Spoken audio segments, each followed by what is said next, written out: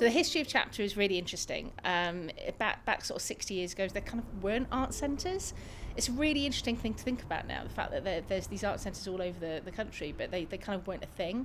And but what was really, really clear was that artists needed somewhere to work.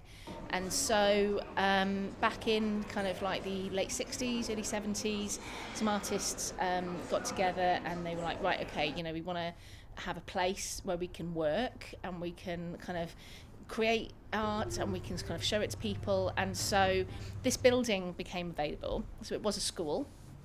And until fairly recently, there was somebody who worked in the bar who actually went to school here. So it's it was a proper primary school. So if you come to Chapter, you'll see the boys' entrance, girls' entrance on sort of still on the outside.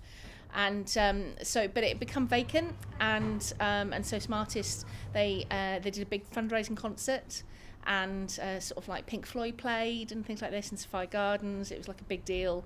They raised a bunch of money, and they got permission from the council to kind of have this as a space.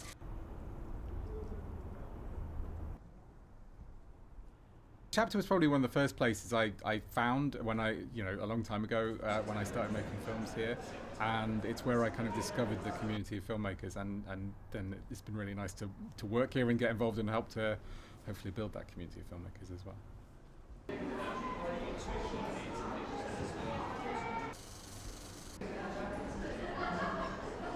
Well, independent cinema is important because we're independent.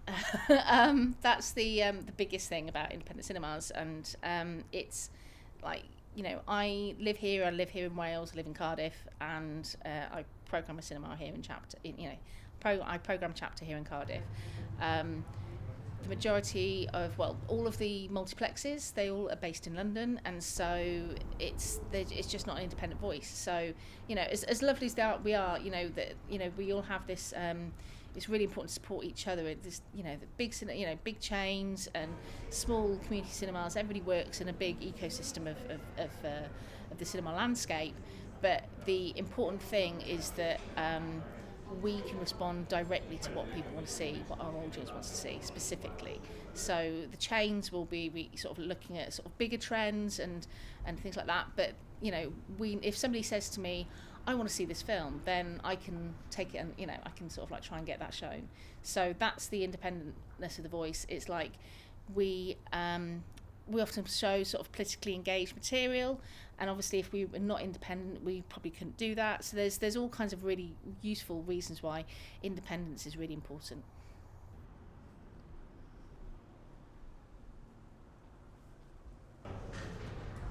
I don't see a future where independent cinema no longer exists. I think it's interesting that it's having been around for a while now, you sort of see like trends come and go.